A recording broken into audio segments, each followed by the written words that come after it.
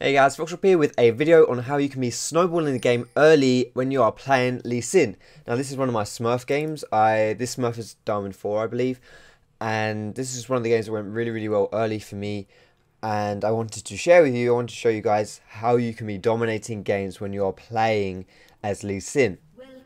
So, you guys always enjoy watching Lee Sin videos, so I thought I'd make this one. Now I'm going to do this fairly quickly. I'm going to make this a mini commentary, so to speak.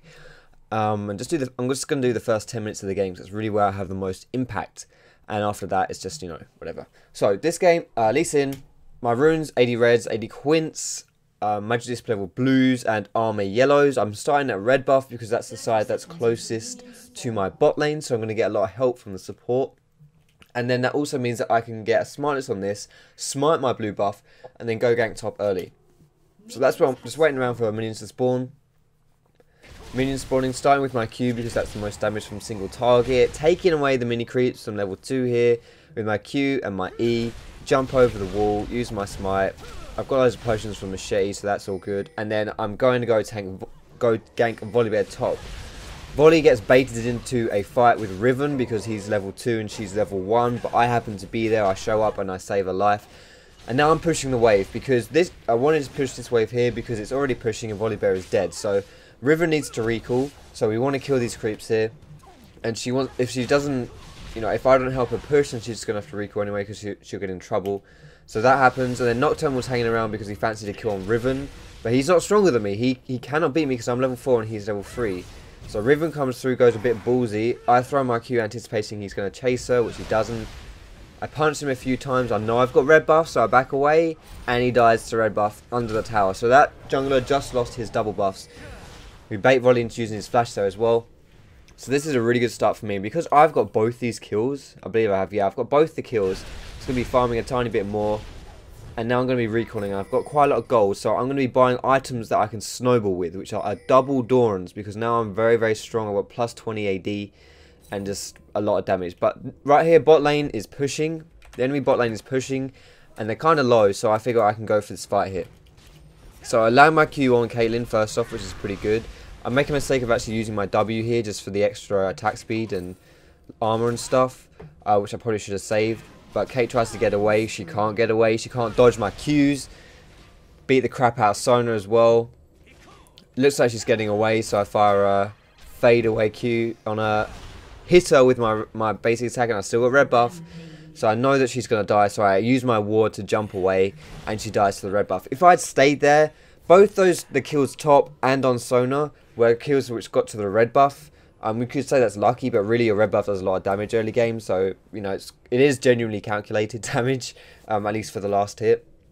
If I'd stayed to punch them rather than letting the red buff get the kill, I would have died top. If I did it bot as well, I would have died bot too. So, and I wouldn't have even been able to get those kills bot because I wouldn't have had double bots if I died top, obviously. So I've snowballed top, I snowballed bot, although bot didn't get assist, but still. And I've seen Nocturne out. Here's a good thing actually. I see Nocturne out of position here. And here we go. So I see him and I go to fight him. And now I know his spell shield is up. He uses spell shield here, so I wait. He fears me, but I've already tagged him with Q, so I walk out of his fear range. And then when the tether's broken, then I activate my Q and go in on him. And I managed to finish him off just because I'm level 6 because of all that's been going on. I'm now 5-0 here. And still, I'm looking to be very aggressive and have as much impact on this game as possible just because I'm really strong. Taking away my golems, just getting a bit of farm. I'm not farming too much because of how much pressure I'm having on the lanes themselves. Take away my red buff here. And then I'm going to move over and see if their blue buff is up. Which it isn't, which is a shame. Because usually it would be a good time to go to blue, but it's not up, so whatever. But I see bot lane is engaging a fight here. Bot lane is engaging a fight. And they're kind of low, so what I do here is that I get a bit of damage off onto Caitlyn and kick her into Kog'Maw so that Kog'Maw can finish her off, and then I take Sona for myself. So I don't get greedy, and because I didn't get greedy there, we managed to secure 2 kills. And the best thing about that was that one of the kills went over to our AD carry, so it's actually snowballing here. When I went to the lane previously, all that happened was that I snowballed myself, basically, because no one else got an assist. That was just like a 2v1. So now I got the kills onto That bot lane, I'm moving over now to take this blue buff. I could be taking this myself because I'm really far ahead, but Orianna wants it, so I'll let her take it. Orianna's very good with blue buff. Unfortunately, our AD DCs for a little while. But it doesn't matter because this game is now all on me to carry. I look to see if I can get a gank mid lane because I haven't been there yet. But it's looking a bit too difficult and I don't really want to waste too much time there. So I look to go gank top instead. Now, if you look at this top lane, I just want to pause this really quickly. This doesn't really look like an easy gank. I mean, he's pretty close to his tower. But, as you'll see, Lee Sin is extremely easy to gank with. I just kick him. I use my ult, I kick him, follow it through with my Q. I don't activate my Q until I know that he's used his escape. If I'd instantly activated my Q there, he would have flashed away from me and that would have been it. I'd have had no gap closer for him and we wouldn't have got the kill. But because I waited before I Q'd him, we got the kill there. And that's pretty much the early game done. Like, we pushed his tower down, which I'm doing with Riven here. And that's pretty much all that happened. So I'm just going to pause now and say, this early game now is all on me to carry. Like, if you look at the team scores, I'm obviously really fed just because of what I've done early. Our team has 8 kills and they're all because of me. And 6 of them are my own kills as well. But my actual team, like, look at Kog'Maw. Kog'Maw is getting crushed in lane. Like, he has 49 CS to 77. He's getting absolutely destroyed. And that Caitlyn has died twice. The fact that she's got almost 80 CS 10 minutes in and she's died 2 times is pretty impressive. And this Volibear is beating Riven more CS than her, even though we got first blood on him and we got the kill on Nocturne and we just killed him again. So Riven really should be doing a lot better in this lane, but she's not, so whatever.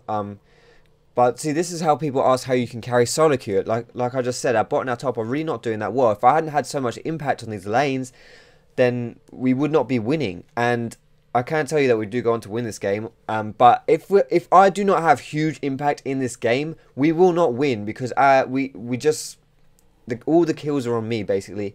And our team is not doing so well in the bot and top. Maybe they're mismatched in the lanes or whatever. So still, the onus is on me to carry. I cannot be this fed and then when we lose the game because our teams get outmatched, I cannot then say, "Oh, noob team, elo hell." No, I can't say that. The game is now on me to carry. It's my responsibility to win this game single-handedly. And, you know, you could say that's unfair. You shouldn't be required to win the game single-handedly in a team game. And, you know, I can, you know, okay, you can say that because, like you said, it is a team game. But it's solo queue. You have to do this. If you want to win games like this, you have to single-handedly carry them. That's all there really is to it. I mean, it sucks that you have to put so much effort into it, but it's the way it goes. You have to do it. And so if we lose this game, it's my fault because of how fed I am. And so the way you can be winning this game then, how I can be using my advantage here, push down towers is the main thing. Like, I've been getting kills this game, but I don't want kills anymore. Like, kills aren't as important. Now it's all about objectives and forcing things onto the enemies. Towers, grouping up to lanes and just pushing down the towers, like ganking a lane, not necessarily getting a kill, maybe just shoving the enemy laners away and then pushing down the tower. Forcing fights at Dragon, maybe if I go gank bot lane, buy a pink ward for myself. I think I actually do that later on. I buy a pink ward and I solo Dragon because I'm just really far ahead in levels and kills and items. So, you know, Dragon, towers, and just look to force small skirmishes where possible in the enemy jungle or whatever. Like, the more, you don't really want to be grouping up for team fights necessarily because only I am strong. So if we go for a team fight and it's a 5v5, I'm like 1/5 of our team in that fight. But if it's like a 2v2, I can have much more of an impact because I then become half of our team in that fight. That analogy may not make too much sense, but basically the smaller the fights there are, the more personal impact you can have as an individual. And because I am so fed, that is the perfect thing to happen. So objectives at this stage in the game. Ward up the enemy jungle, force small skirmishes, and push down towers. So thank you very much for watching this video, guys. I hope you enjoyed it. I hope this gave you some insight on how you can carry low elo. Especially from the early game when you're playing an aggressive jungler like Lee Sin. Good luck in solo queue, guys. I can't say that, sorry G-Bay. Every time I say this I start encroaching on G-Bay's turf. But no, have good luck playing Lee Sin and going aggressive early. And I'll see you in my next video.